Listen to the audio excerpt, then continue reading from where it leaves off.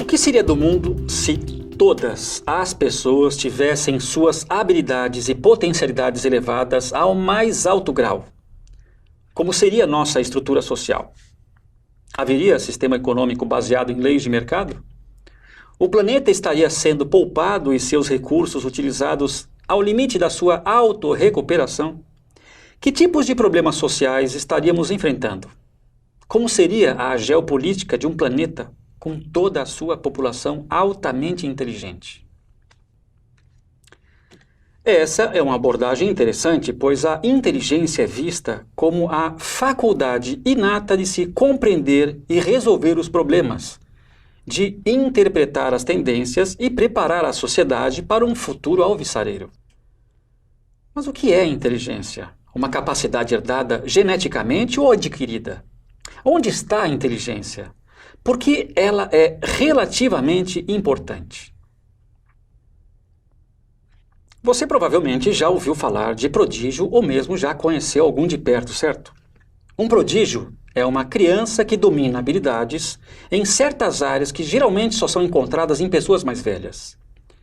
Diferente do gênio, que é uma pessoa com grande capacidade mental. Este pode se manifestar por um intelecto de primeira grandeza ou um talento criativo fora do comum, dotados de excepcional brilhantismo. A inteligência é realmente difícil de qualificar e quantificar. A medida padrão, em muitos países, é o teste de QI, quociente de inteligência. Este teste é muito criticado por medir somente alguns aspectos da inteligência, mas é excelente instrumento objetivo, imparcial e preciso para se medir o nível intelectual dentro do intervalo de scores de 65 a 140 pontos de QI, apresentando distorções em avaliações acima desses níveis.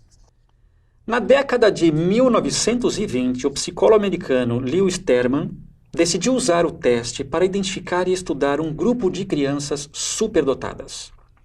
Ele selecionou 1.500 alunos do estado da Califórnia com QI maior que 140, sendo 80 deles com mais de 170 pontos de QI.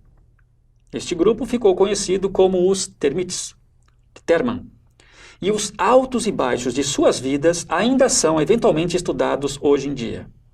Muitos termites cresceram e fizeram fama e fortuna. Nos anos 1950, seus salários médios correspondiam ao dobro das pessoas comuns.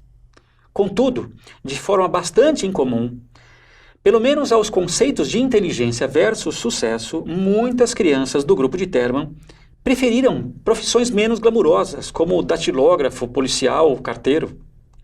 Os termites também não foram particularmente mais felizes do que o cidadão americano comum, com os níveis de divórcio, consumo de drogas e álcool semelhantes ao da média da população do país. Uma teoria para este resultado é a de que a consciência de alguém sobre sua condição prodigiosa, em algum momento da sua vida, tenha se tornado um fardo.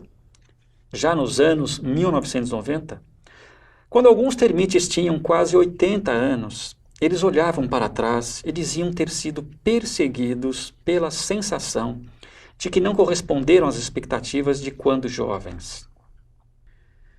De forma bem mais ampla, uma teoria desenvolvida por Howard Gardner declara que existem 9 tipos de inteligência, cada qual com o seu tipo de gênio. A lógico-matemática, a linguística, musical, espacial, corporal, sinestésica, intrapessoal, interpessoal, naturalista, existencial. Gardner sustenta que as inteligências não podem ser quantificadas e que são potenciais que podem ou não ser ativados através de uma equação que envolve os valores de uma cultura específica, das oportunidades disponíveis, das decisões pessoais tomadas pelos indivíduos e um sem número outros de situações. A teoria também analisa que o conceito de inteligência como tradicionalmente definido para testes de QI não é suficiente para descrever a grande variedade de habilidades cognitivas humanas. Grosseiramente falando, a genialidade de Mané Garrincha não poderia ser comparada a de Beethoven ou Einstein, por exemplo. Alguns outros pesquisadores buscaram medir as inteligências múltiplas através de perguntas simples, permeando cada conceito de cada inteligência e definindo no que o analisado tem aptidão ou bloqueio. O mais comum é que pessoas tenham um dos tipos de inteligência superior às outras.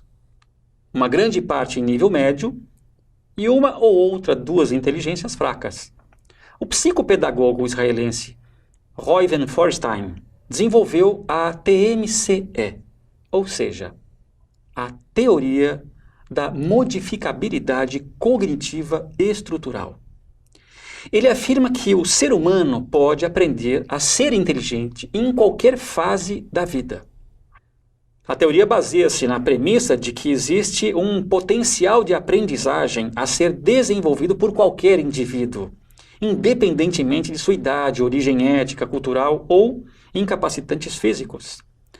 Para Feuerstein, a maioria de nós apresenta uma série de funções cognitivas deficientes advindas pelo ambiente em que vivemos e pelas experiências que vivenciamos, ou seja, nossos processos mentais raramente operam em um nível ótimo de funcionamento por falta de estímulos adequados, de intensidade.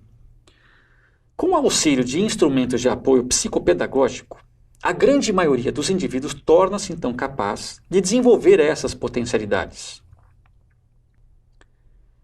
Eu creio que isto é um alento.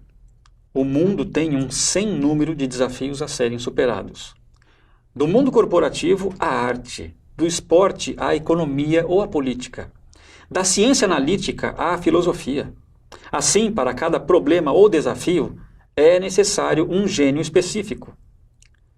Diga-me, você conhece e sabe expressar exatamente quais suas principais habilidades? Tem clareza sobre isso? Tenha certeza de que o ambiente, seus familiares, amigos e sua trajetória ativaram suas melhores capacidades? Diante desse cenário está a pergunta crucial.